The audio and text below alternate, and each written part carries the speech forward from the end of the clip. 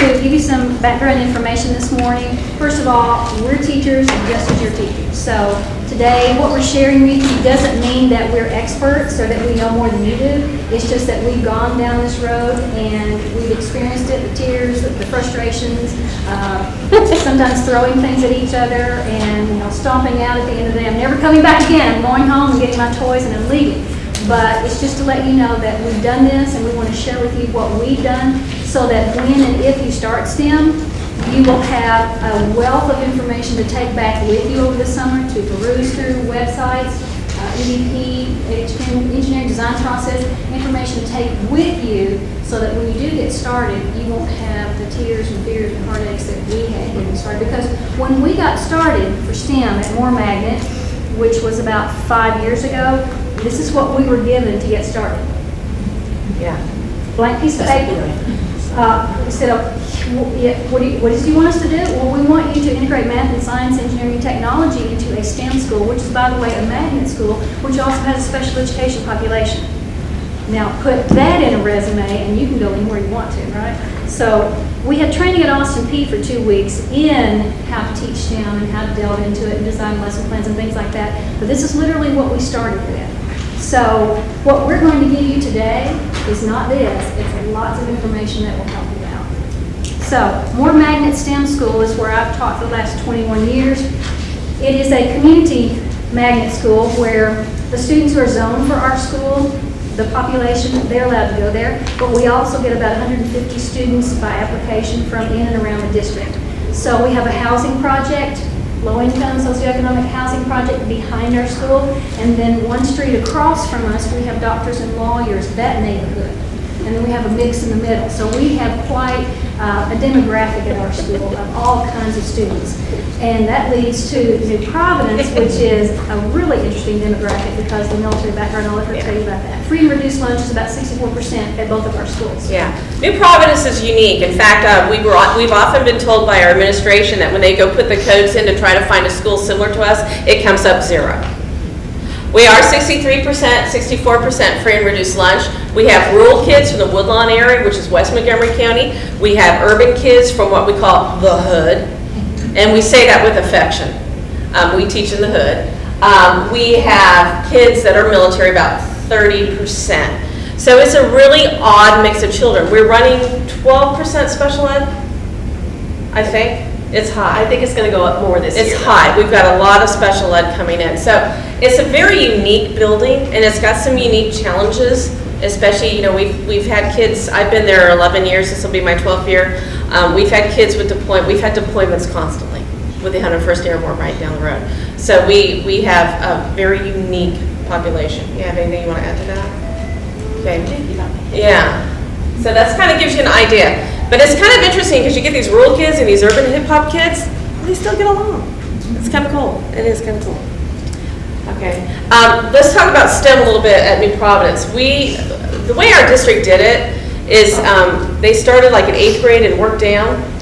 And so we've done STEM, this will be our 3rd year for 7th. And I did 6th grade and 7th grade last year, so I did STEM, 2 years with 7th and then 1st year was 6th. So it's now, everybody in the district is doing it.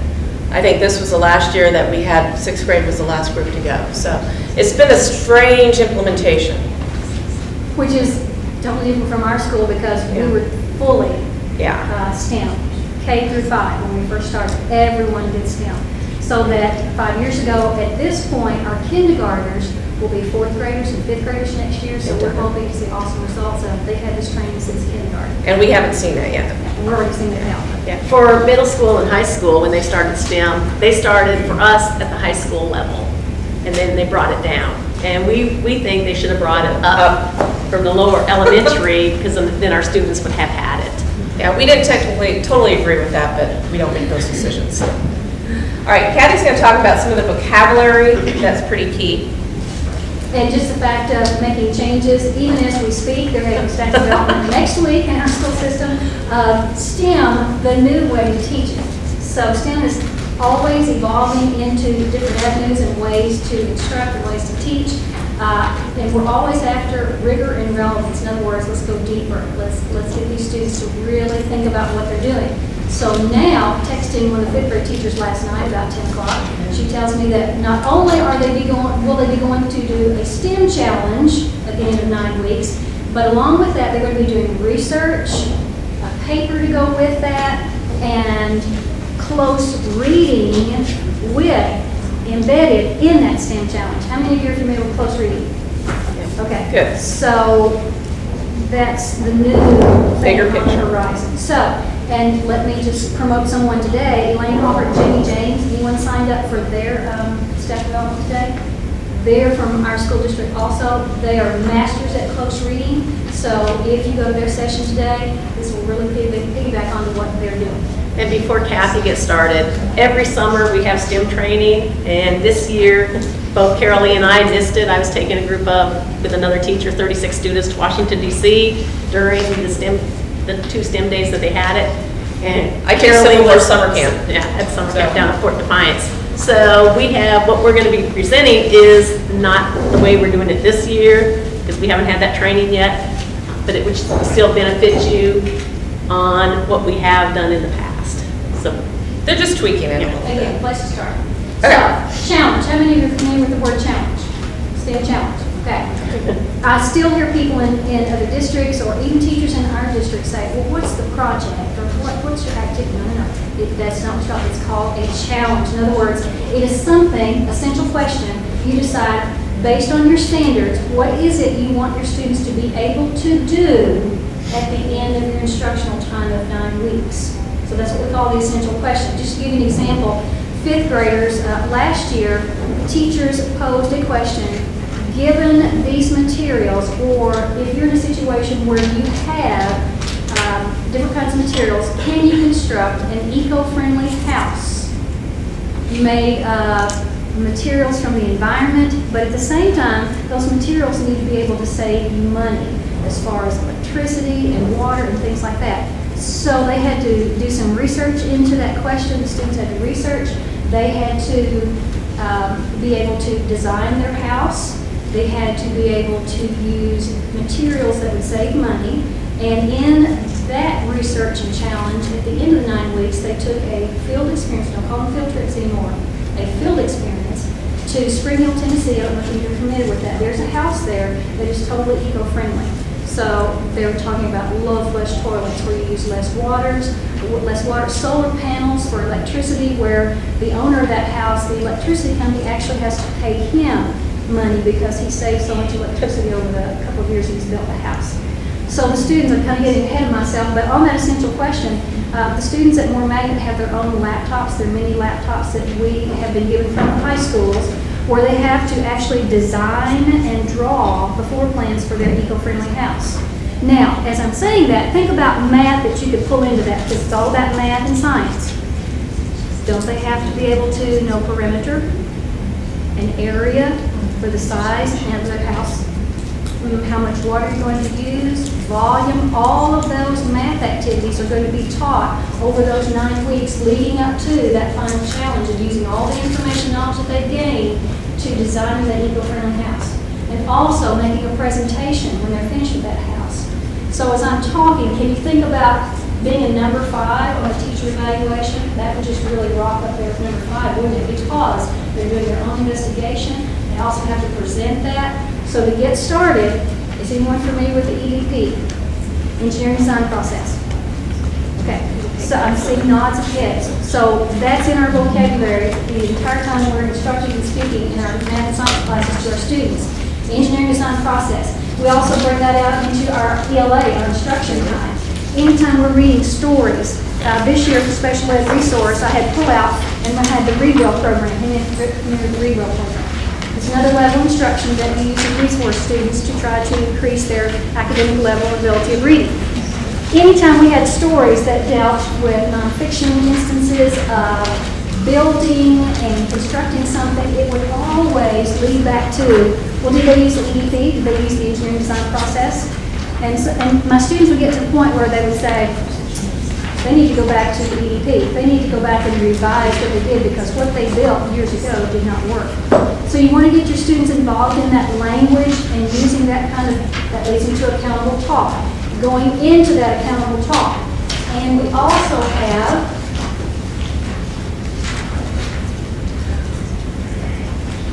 posters that we put up, many posters that we put up around our classrooms. If you come to More Magnet or Nick School, you will see this information posted on our walls. And accountable talk just means getting students engaged and discussing the challenge of whatever task they're working on. Just for an example, I see where you're going with that situation, but I don't agree with it because. Now, how many of your students actually engage in that kind of conversation? Or, as in fourth and fifth graders, just using for examples, one would turn to the other and say, well, that's just wrong. I don't like that.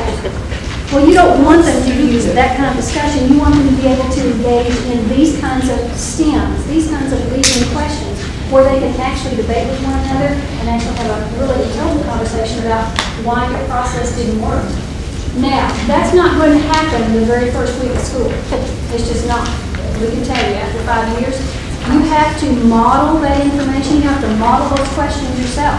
You have to ask students those kinds of questions like, Carolyn, I see what you did in your project, but can you tell me more? Can you explain to me why you did it that way? Because I think I would have done it this way. That's where you want your students to go. Can you see that happening on your number 5 for your teacher evaluation? Yeah, because that's a serious discussion with students. Tasks and scaffolding. As you go through the 9 weeks, you build upon that final challenge of designing that house. You want to bring in that math and science and how they would develop their area, their square footage of their house, and the research that they do. So all of those will be little tasks that you do throughout the 9 weeks leading up to that big challenge. Questions before we go on? I know we're talking very quickly, but we want to give as much information as we can. In the back. I'm sorry, I don't want to go hard into you, but what do you do when your students don't all have laptops or you don't even have? We are going to talk about that because we have that problem. They have that problem. We have that problem. That's why we're working so well together, because More Magnet, actually when we started, we weren't given any money to get started either. So Yeah. we had to go out and either write grants or we had to find resources, which we'll talk about later. They did it, so this is a good mix, and that was a really good question. I'm glad you asked that. Okay, elementary notebooks. All right, notebooks. The students at our school, and I know that you guys use them, so throughout the district, they are given composition books at the beginning of the year. Our fifth grade department is departmentalized. Two of our teachers, we have 4 teachers in our grade level, 2 of our teachers do math and science, and the other 2 do reading and spelling, writing, things like that. So they keep notebooks. They're required to keep notebooks. And they are, first of all, they'll start with their table of contents, what they're going to be doing, what they're expected to do throughout the year, and they will take notes. Now, in reading over this last night, I was thinking, okay, for special ed students, which will be easier for a special needs student to be able to do? Take a few notes or open that 15-pound science book and try to read, second grade reading level for this student, try to read that science book. I think you'll get more motivation, more excitement from students if they do this. And when I'm in there for classes, I'm helping them take notes, those students who don't write as quickly are special needs students. And we also go through and highlight important information so that when you do an assessment at the end of the week or at the end of the 9 weeks, you have some important highlighted information so that those special needs students don't get overwhelmed even with the writing in the STEM notebook. Whenever they do important information like handouts, they will take that handout, they will just fold it in half, glue it in here, their information is there. So that they don't have all those binders and notebooks crammed into their desk trying to find which one's science, which one is math.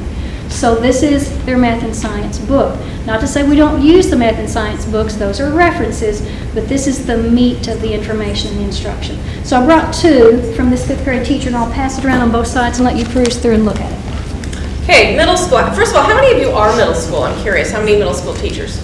Okay, looks like more elementary. But, well, if you're a middle school teacher, you know that they have different personalities. Okay? Our notebooks, because we have cross-teaming. For example, last year, I wasn't paired with a math teacher because I was the overflow teacher. I taught 7th grade and 6th grade. So I dealt with 6 different math teachers. So it would have been impossible for me to have a notebook that was math and science. And besides, we tend to fill up a notebook, we can. So we have individual math departments, they each have notebooks, science has a notebook. And one of the things we did, because 7th graders in particular get that lazy thing going. You know of what I speak, right? And so we hold them accountable. We grade our notebooks every Friday. They turn them in because you know darn well they're not taking them over to study over the weekend, right?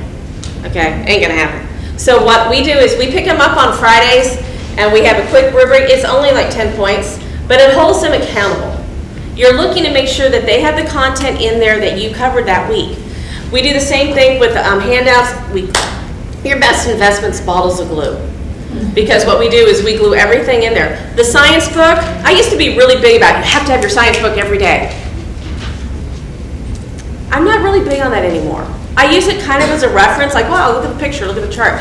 Everything we really need is in that notebook. And I tell the kids, that's the one thing you need every single day. Now Sherry's going to talk because she had a lot more inclusion kids last year than I did about some of the modifications we do in middle school, which isn't that much different. Okay, on accommodations, I had 2 inclusion classes, and they were like night and day. My 3rd period and 7th period were totally different. 3rd period was very, very low. So in our science notebook, they would get copies of their notes. Some of them did not have to glue the notes in. They could just have it there at their seat so they're not looking up and down and getting behind. In my 7th period, most of those used the notes to just copy it from their desk. Dynazyke. Has anybody ever heard of Dynazyke foldables? Foldables? Okay. I would recommend that you get her book. There is one specifically for science, but in the back of it there's a disc, and you can make the copies of the foldables to give you examples. Also tabs in our science notebook for every unit. We had a name, a tab that we would type out for that specific unit, and it worked really well to separate the standards throughout the year. Highlighting material, anything that was important, like on our overhead, we would highlight it, they would just copy it or underline it if they're special ed students. Gluing, what Mrs. Biggs said, we go through bottles and bottles of glue. Sometimes for 7th graders or maybe 6th, I had to take my glue away because they would put glue on their seats. So then I switched to tape. So you're using a lot of tape. Know your kids. Glue your tables together. So I had to get rid of the glue for a while, and then I gave it back to them. But yes, know your kids. Like I said, my 3rd period inclusion kids were a lot lower than my 7th period. So that's one of the biggest things that you need to do early on in the year is build that relationship and get to know your students. Yeah, I think probably we all agree one of the keys to having successful STEM is knowing your kids. And you'll see where this plays a role. Cathy's going to talk about developing an elementary challenge. Okay, now as I said, we first started with blank sheet paper, but we don't want you to do that. So, once we got rolling, then we developed our own template, I guess you could say, for how we would start developing a challenge. So what these ladies are passing around is actually a lesson plan, because once you get all of your information in that template, it lets your administrator know, or whomever's going to be observing you, it lets you know what the materials are, what your essential question is, what you expect your students to be able to do. Everything rolled into one, so that no stone, as we say, is left unturned. Everything you need to know to get started is there. Now, is that to say you must use that? No. This is just a guide to help you think about, just to tease your brain and say, okay, this is what we need to include. Let's not forget this. Let's not forget to put this in there. So once you plan your STEM challenge, and our school is very fortunate because our administrators, we let our educational assistants take our classes. We go by grade levels. Let's say on Monday, 5th grade, we'll be given an extra planning time. And it will be back-to-back with their specials, their PE and music time. So they will have about 2.5 to 3 hours of planning that day. So I know some of you are smiling and shaking your heads. We love our administrators in our school. Just write this down for notes, saying, go to the administrator and say, you know what, we got an idea here. That gave them 3 hours of planning time. Now, we try to do that every 9 weeks so that we can get those challenges going, get all our materials gathered. That leads me to our STEM closet. We have a STEM closet at our school. It's about the size, maybe from here back. And it is loaded down with materials and supplies, cotton balls, sandpaper, straws, modeling clay, markers, sand, dirt, alcohol, batteries, anything that you can think of that you might need for a STEM challenge is there in that room. So it took us a while to get all of that ready for doing our STEM challenges. So we built that up over the last few years. Everything's labeled, go in, get what you want, sign it out, and then we replenish it as we go along. It's crucial that you get those materials together before you start planning your challenge, because then you're going to be stuck with, okay, anybody got this? Anybody have 45 sheet boxes on it? We can have by tomorrow. So it doesn't, you've got to get planning with it. So this is just a way to get started. Now, this is something that you could do. You think this would help you out? There's what math and science. Inquiry. You want your students to be asking questions the entire time they're working as a group. And for those special ed students, in those groups, we found that when we first started 5 years ago, that was the year I had 15 special ed students in 5th grade, which in our little school of 4 grades, that was phenomenal. We were very busy that year making sure we had students who were reading on kindergarten level, all the way up to those students who couldn't read on 5th grade level, but could work at the computer like no one's business. Since you know your head back there, you know those students, they have a name, don't they? You can name them right now. So those are students that they may not be able to read very well, but they can certainly work on the computer and do research. Once we got those laptops going and that you couldn't tell the special ed students from the quote regular students in that classroom. We had lots of visitors from different counties come in and observe the first year we did our challenges. And I would be in the room, but I would purposely not tell them that they were special ed students in the room. And as they left, I would walk out the door with them and say, now, which one of these are special ed students? They couldn't tell me because we had integrated and grouped those children in with other students to the point where we saw personalities working well together. One of my favorite 5th graders, Dalton, he won't mind me using his name, he did not read very well, but he could do anything on the computer you asked him to do. So he would be up helping maybe a past student do something on the computer. What do you think that did for those kids' motivation? They walked out of that classroom 10 feet tall because I did something he couldn't do. So when you're grouping your students, think about those that work well together. Think about those personalities and putting them together. Okay. We're going to talk about middle school because developing a challenge in middle school is a little bit different. First of all, you have to know your kids. And this was something that really didn't click with us until probably the last challenge we did before the end of the school year. And we had taken a challenge that was used at another school and kind of tweaked it. And our administrator and our STEM supervisor at the time said, oh, we want to do a challenge about, we have a shortage of land, we have a, population growing food thing, how to feed the country. And we thought, that's good, but our kids don't care about that. But with 63% on free and reduced lunch, they care about feeding their family and about themselves. So if you walked in here earlier, you saw probably our most successful STEM challenge called the Garden Conundrum. And what the project was, the essential question is, how can you feed your family fresh fruits and vegetables, and you're going to have to design a garden to do that. And it brought in photosynthesis and cellular respiration and plants and reproduction of flowering plants, and then the math and the scale. And the key was, we made it relevant to those kids. You need to know your kids. You need to have something that they are invested in.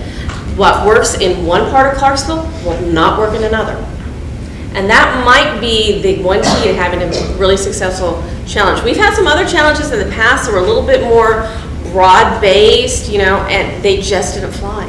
But if you know your population, you can target it to them. If you make it really real and relevant, you've got a successful challenge. Now here's the part you're not going to like, long process. Yeah, it is. Do not rush this. You cannot do a challenge, you cannot build a challenge a week before you're going to do it. Ain't going to happen. Okay? We are working right now on our first challenge that we're probably going to do the end of the first 9 weeks, which is like September, October. All right, before we walk into our classrooms in August, or July, before we see our kids, before I even know who's in my room, me, Sherry, Larry, AJ, Helen, Martha, which is our whole 7th grade STEM team, will have done our challenge. We will have it all ready to go before we even have our rosters. It takes a long time. Okay, do not be surprised. We work over the summer, we work holidays, we work weekends. We also get planning blocks together. But this is not something that you can just do within the time frame of your hours in your building. It doesn't work that way. We tried it, it doesn't. We do work in a collaborative environment. Our administrators have made sure that the math and science teachers have planning together. This next year with RTI, and we're having a whole new schedule change, we no longer have to go to parent-teacher meetings. That's our social studies teacher's job. No IEP meetings, no 504 meetings, which sucks out a lot of your planning time. The social studies teacher on the team is doing that. So we're going to see how that works. But basically, they have pretty much said your math and science planning, that is the most important thing. You do not attend any other thing. That is a commitment from your administrators. You have to have that. Now Sherry's going to talk a little bit more about the process for middle school. Okay, Probably the hardest part. which we didn't do too well, but We're better at it now. Before you start any challenge, the teachers, you must do the challenge yourself. Okay, you're going to find mistakes from when you wrote it up, and you can take care of that before your actual challenge and the kids find them. You don't want your students to find the mistakes. We got nailed on that all year long. Do your challenge first. Make sure it's going to work before your students do it. Also at Montgomery County, we have a STEM Dropbox, not only for STEM, but for everything. If you have not used the Dropbox, the email is www.getdropbox.com. It's free. You can invite everybody that you need to be in there, your math teachers, your other science teachers, and you all put documents in there and anybody can use it. We also use it for our regular unit files. We have unit files now. That's very important to do, the STEM Dropbox. But the challenge, do the challenge yourself. You might not like it. It's going to take a long time. But you will be successful, and your students will be successful in the challenge. Yeah, for us, it involved at one time sending, well, we didn't do it. We made our math teacher go up on top of the building and throw something off the edge. Because I wasn't going to get up there. But, at least one of us did. But, I mean, you have to do it. You have to do it because you'll find things that you never anticipated. Integrating math and science on a daily basis. You got some handouts? While we've been talking, have you been thinking about how you could pull math and science in together? That's what this is. Okay. Most important thing to remember is in our, I don't know who you call your higher ups, we call them central office. We had some of our central office friends come and tell us, this is how you need to do it. And we had some coming who were high school teachers, and they were coming to elementary school and telling us how to do it. So it's like, how about you let us see what works, and then we will tell you if it did work, and then you can go tell some of your elementary school teachers that it did work. So, math and science. Now, I pulled that in just a few minutes ago. We were talking about the sustainability house, the eco-friendly house, where you're doing volume, perimeter, area, fractions, measuring. You can pull in math into your science, but it doesn't have to happen every day. Did you all hear me? Do you have to do math and science together every day? It took us a while to convince central office people that this didn't happen every day. Because they kept saying, oh, if you just look hard enough, you'll be able to do math and science every day. No, there are some STEM challenges that do not lend themselves to a math instructional time every day. So finally, after a year or two of trying to make it fit, we call it intentional hits, they finally decided, well, not everything will hit math and science at the same time. So don't feel like you have to pull in some kind of math and science every day. If you can figure that out, then that's great. But just know that you do not have to. What we passed out was, how many of you are familiar with the depth of knowledge, the learning wheel?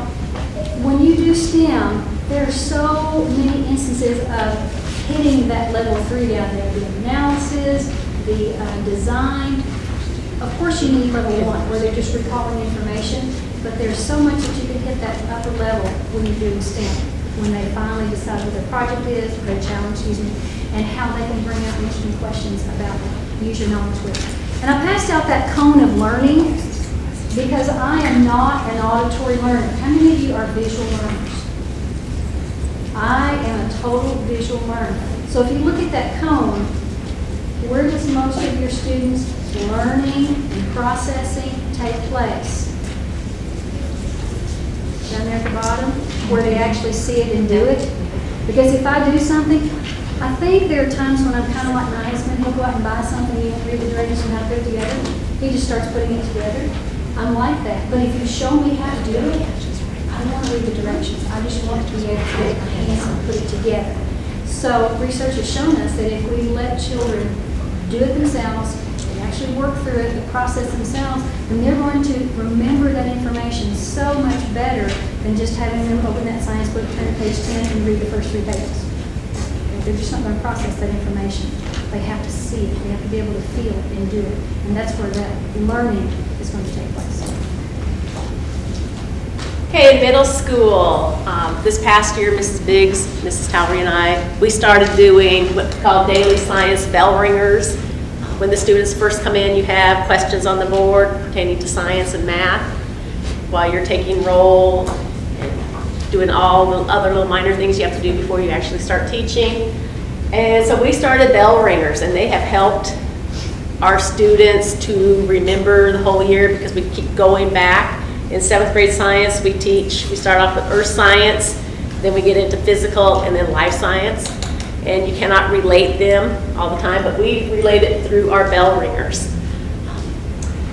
And usually it is multiple choice, but we just don't have them answer A, B, C, or D. If the correct answer is B, they have to say B and then explain why they chose that answer. So we're making it rigorous for them. In other words, justify your answer. Yeah, and they absolutely hate it. They don't like it. They hate it. They will fight you at first, especially 7th graders and And then they'll 6th get graders, used to but it. they will get used to it. Which, just thinking about that constructive response test, those questions that we've had to do, the exams that we've had to do this year, now that they've had to justify their answers, the CRAs are easier for them to do. Now, you're not in your heads, you found that. Even once you make them justify their answer and explain why they did it, when it comes to solving that math problem and doing all the pieces that fit, the visuals, the pictures, and then explaining why, it's becoming easier for our students to do. My special ed students, they're so much better at it now because now they have practice, they understand why they're doing it. Okay, exit cards. After the day's lesson, say we're talking about plate tectonics or the 3 types of the boundaries, we will have them answer 1 or 2 questions about that daily lesson. And before they leave the room, usually it's on a note card, an index card, they will answer their question, write the answer to the question. And then we will grade that to make sure that they understood what we have spoken about for that day, that they got the lesson. And if most of the students did not get the answer correct, then the next day we can go back and reteach it. So it's a good way of finding if your students have grasped that lesson for the day and if you need to reteach or you can move on. The 2 I'm talking about, oral questioning. We're constantly questioning our kids. They walk in, question. I grab kids in the hallway, ask them a question. Constantly give them questioning. It's not memorization. I want them to explain to me why they got the answer. So I'll ask them a question and go, okay, now what? And it's tying back to that justify your answer. Everything that they tell me, they have to justify. And they can't just say, well, I remembered or I guessed. That doesn't work. And they know that. Or I don't know. They will fight that. And again, especially 7th grade, they will fight you tooth and nail on that. They will fight and then they finally just give up because you're more stubborn than they are. Keep that in mind. You have to be more stubborn. Accountable talk questions. We do a lot of the accountable talk questions. Again, the posters, we post all year long. I'll even point to them like this, but we do accountable talk questions. Okay, why is that? Why do you think that? We have to keep them thinking and justifying. I don't want to raise a generation of people that just spit back facts. Okay? It's a little tough with some of our standards because, it's like, no, the 3 types of rocks. That's spitting back a fact, right? But okay, explain to me why they're that way. That's a little bit different. Okay? Rating a challenge. It is a process, not a product. Keep that in mind. It's a process, not a product. We've had a lot of philosophical discussions on this, and it's evolved. I think when they first started, it was a big 200 points, woo! Well, our last few challenges, maybe we've graded actually the parts. We do separate parts for it.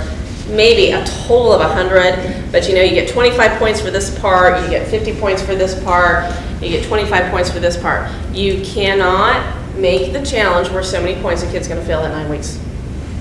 Can't do it, because you will have kids that will not participate or will not turn in stuff, especially in middle school, okay?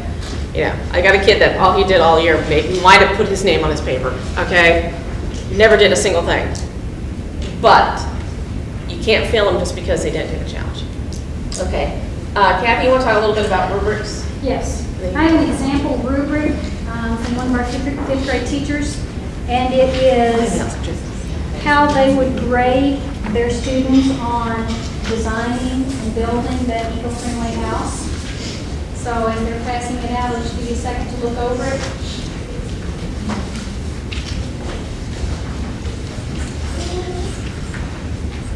Because when you're doing a challenge, you just can't get them, oh, this looks like a 90 degrees. That really doesn't mean anything.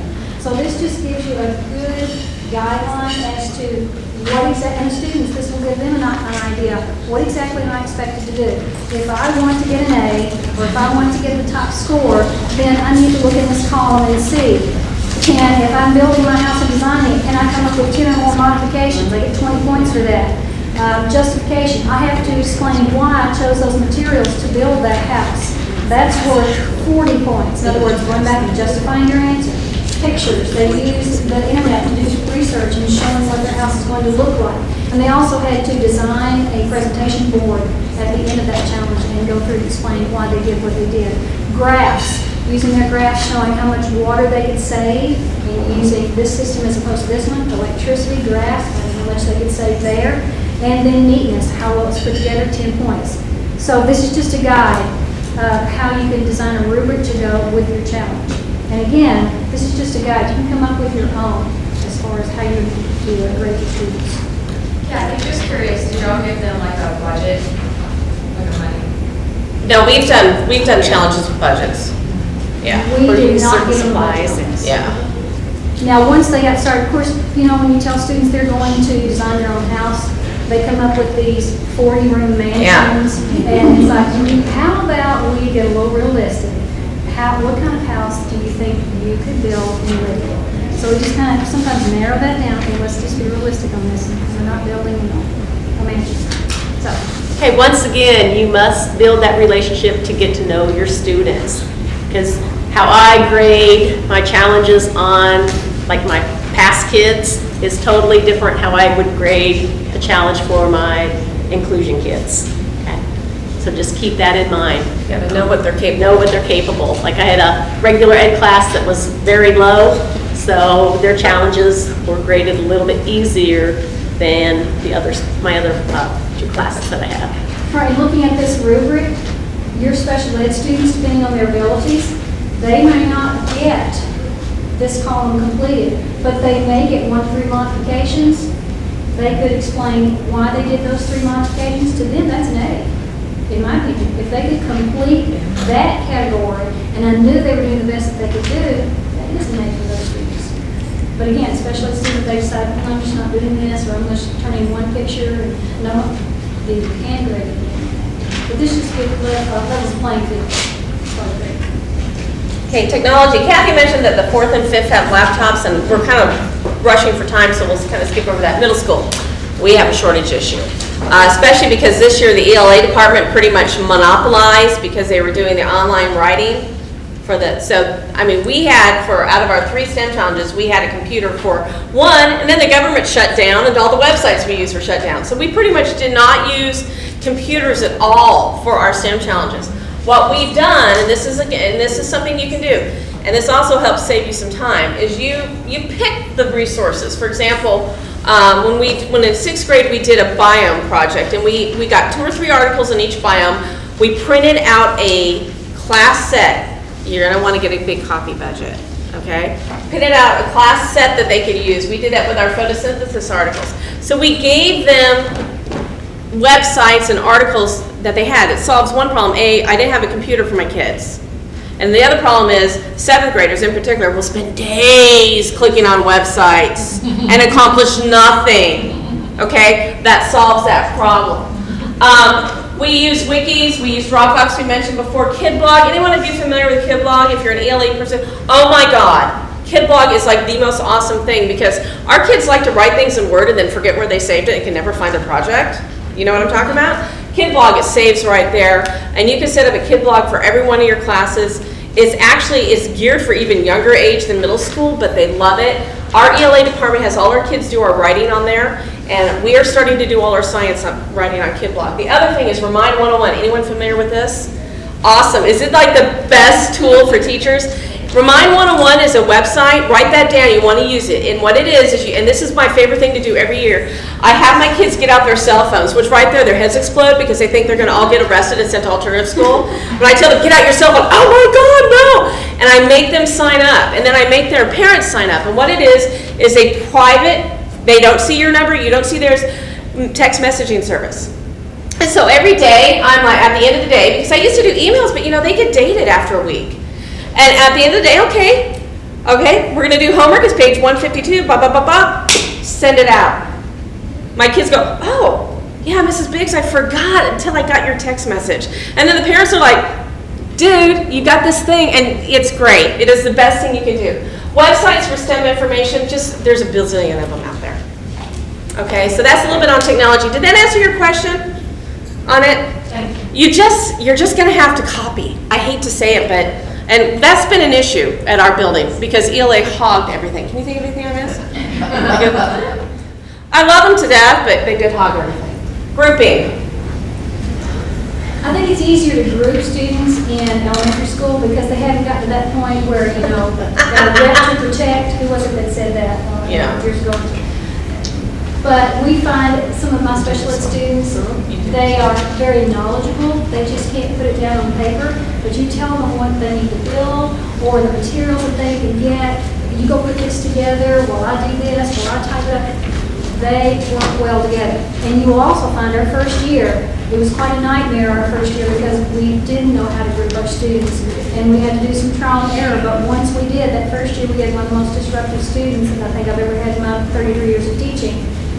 Something miraculous happened after the first 9 weeks. He got involved in STEM.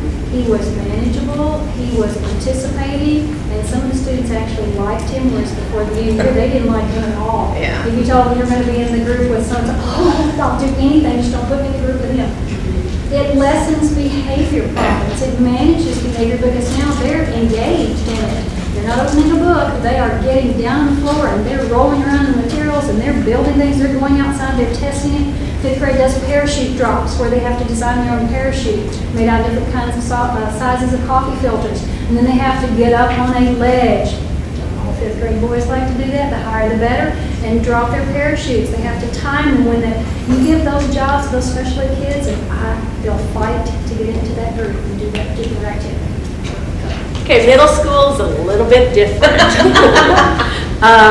Because I had the 2 inclusion classes last year, my 3rd period did not work well at all with other students. They wanted to stay within their own little community. In fact, the first challenge I did, I split them up, differentiated, had a high, a couple mediums, and a special ed student.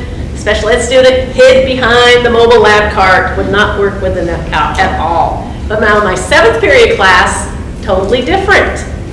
You could integrate them into with the other students. So you must know, once again, know your students and how they're going to work. And just to piggyback onto that, throughout the year when we do our challenges and we put kids together in groups that they may not always like to be in, we kind of dangle a carrot in front of their nose and say, you do this challenge with this group and you do it well, next time you get to pick your own group. You know how that works. It's all sides of works. So. Yeah, it's really funny when you let them pick their own group and like 2 days later, like, I want a new group. I'm like, you picked your own group. Yes, exactly. So no is the answer. Not good people to work with. Yeah. We've been very fortunate. Our district has done a really good job of going out to the community and selling STEM to the community. In fact, they've had STEM business after hours where we've done shows. We have a STEM exo at the Austin P. One of the key things to getting your kids fired up is guest speakers. Helen Towery, who teaches with Sherry and I, did 8th grade at one time, and they did a prosthetic hand. Well, we're from Fort Campbell, okay? We have people with missing limbs in our community, a lot. And we brought soldiers in and doctors, and the kids were blown away. We brought in our maintenance guys with a boom truck, and the kids were like totally freaked out because one of the guys looked like Cy from Duck Dynasty, and they were like, "Wah!" You know, and so they took their projects up in this big boom truck, and we dropped it on the ground, and they cheered, and they loved it. It was awesome. And this last time with our and you saw that if you came in early and saw the video, we have a community center across our parking lot. And there's a community garden there, and they gave us 8 boxes, six planters that our kids were able to actually plant their vegetables that they designed in their garden, and it's going to feed the Manna Cafe, which is a charity. So get your involvement, your community involved. The only one we've had trouble with was the animals. We had a veterinarian who was going to bring like cows to school. Weather did not. And the weather didn't cooperate, and so that didn't work. But get your community there. Have you help the community? It was good for our kids. Our kids are usually the kids getting helped, so it was good for them to grow food for other people. So that was Another nice. thing, our district has externships that they've Yeah. been doing in the summertime. So Mrs. Biggs and I and our math teacher, Larry, and then Ellen and AJ are going to they're going to the gas and water. And then we're going to a fire department. So Starting get your Monday. community involved also. And so we have to come up with a challenge before school starts with the fire department also. Yeah, so we're gonna get to wear, the helmets and we'll go on a fire boat. We're really fired up about it. No pun intended. Funding, any of you familiar with Donors Choose? Oh, goodness, awesome. We both got class sets of headphones this year for Donors Choose. If you need funding, if you need money, go, and by the way, if you put the word STEM in your application, people flock to that.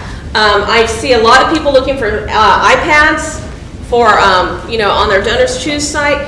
Guys, if you have not done Donors Choose, do it.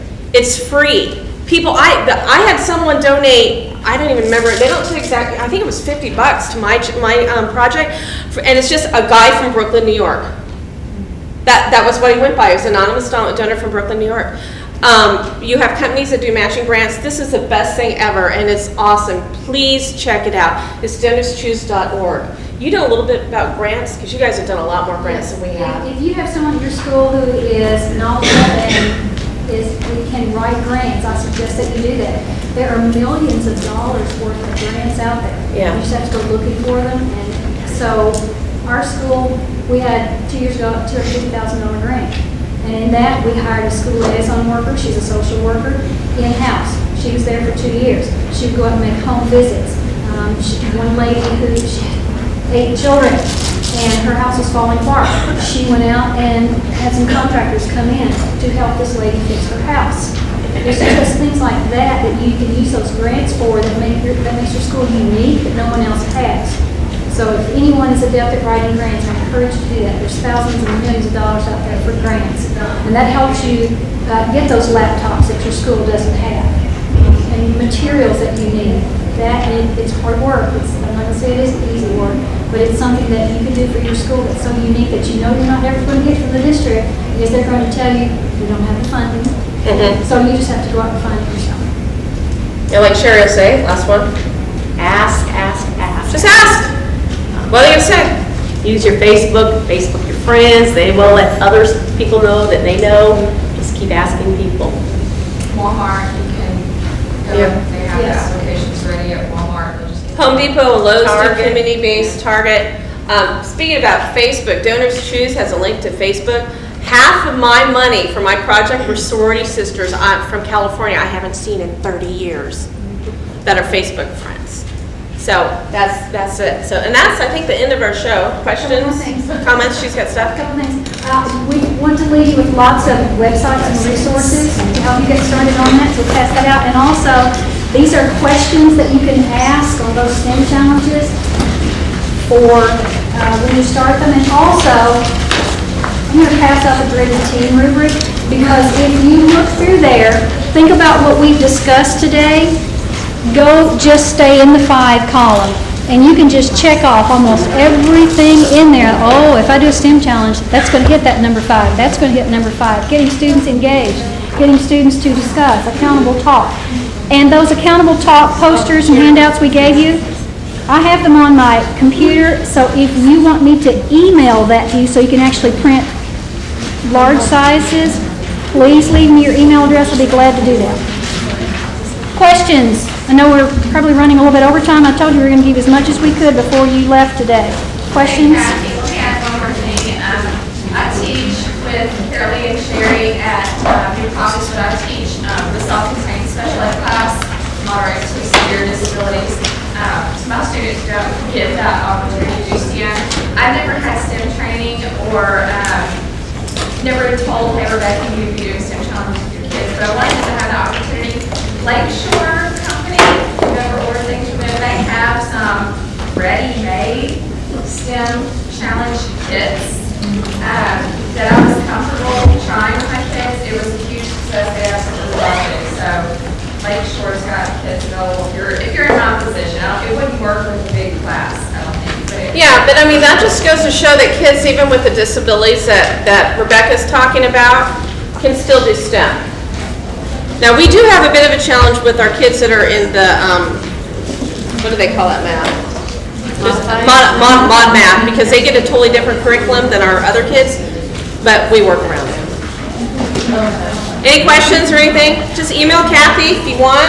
My card is back on the back table. If you want to take a card, the email address is there. They'll forward it on to me. I'll be glad to send you anything that we have. We hope you've enjoyed today. We hope you're able to take some things with you to get started. Thank you so much for listening to us. We appreciate it.